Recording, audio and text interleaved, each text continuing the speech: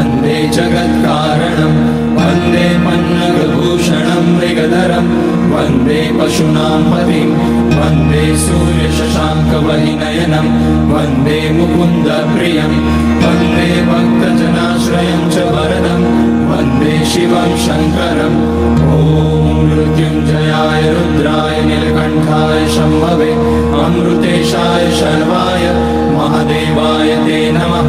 नमस्तेस्तु भगवन् विश्वेश्वराय महादेवाय त्र्यम्बकाय त्रिपुरान्तकाय त्रिकाग्निकालाय कालाग्निरुद्राय नीलकण्ठाय मृत्युञ्जयाय सर्वेश्वराय सदाशिवाय श्रीमान् महादेवाय नमः।